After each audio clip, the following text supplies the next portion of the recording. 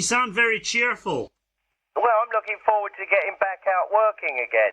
These moments off work I don't like, because I just sit around and I just drink beer and I get fat, and I don't like that. I like the beer drinking, though.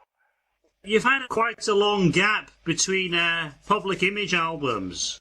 Yeah, well, that was record company shenanigans. They kept me in a position of debt, but they wouldn't release me from the contract, so it took 2 decades to play a waiting game. Finally, I'm free at last, and we've been almost nearly 3 years now solid touring, and so a break is kind of good, but I'm in work mode, you know, and I'm very, very proud and happy of the album we've made. Is that the result of 20 years of hanging around waiting for this record company problem to sort itself out? Probably a part of it, but I think mostly the bond between us as members. We know each other really, really well, and so the music flows instinctively from that. And it's because we toured so almost relentlessly up until recording the album, my voice was in fine fettle. I noticed that the latest album was timed to coincide with the Queen's Golden Jubilee. No, that happened quite accidentally. I'm one of these kind of people that I work to my own schedule, and I don't let scenarios like that have any influence at all. It was really all about availability and discount studio prices. Also, the Olympics. That was also part of the coincidence. Yeah, an odd one. Did you think that was a kind of distraction from the album, that people would be less focused on music and more obsessed with people running around in circles? Well, I liked the swimming. What can I tell you? I like water sports. Every pun intended.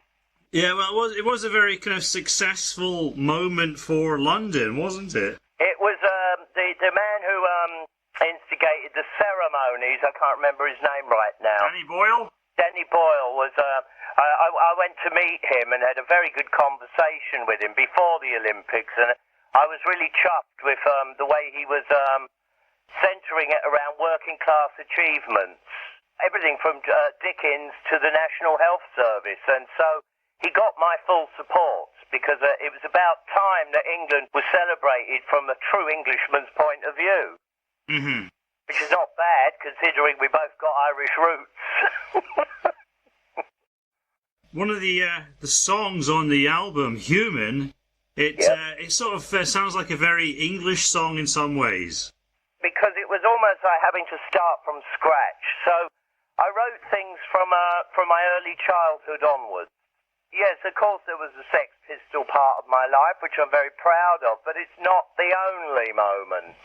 Neither is Early PiL. There's a lot more that goes on into the making up of these songs. And they're very, very poignant slices of life for me. Early childhood presented many, many problems to me, and I had to overcome them.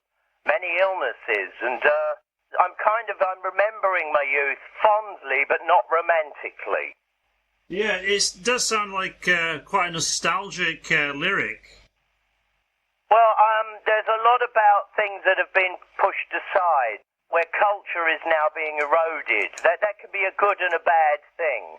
But I thought, from my point of view, it needed to be dealt with. Mm-hmm. Yeah, you've always had a kind of troubled relationship with Englishness, because you know, you're born in England, you sound like an Englishman, but you've got this Irishness, and you've always been at odds with the system, but you've also been one of the people. So, you know, it's a kind of very conflicted kind of Englishness or I Britishness. suppose to an outsider they would see that as confliction, but that is what English culture is a massive amount of contradictions. Because of the class system, you get different versions of what Englishness is. From my point of view, it's about the people I grew up with and my culture, which is working class culture. Mm-hmm. Not the spoilt and the privileged or the top sent to public school, people from my background aren't welcome in that world. And so you're brought up to believe that you have no hope. There is no chance of breaking out of the class structure that you're born into. That can make you bitter and twisted. I'm not being bitter and twisted. I'm trying to find a way around that and out of it and stand up by my own merits. I don't want free handouts from society. I've never got one. But I don't hold a resentment for it because I think those tensions and those struggles that you go through when you're young and the way that you're labelled incorrectly, and sometimes correctly, are kind of like part and parcel of what's gone into being you. And I'd be foolish to look back on my life and want to destroy any of those moments. So I want to remember them as accurately as I can.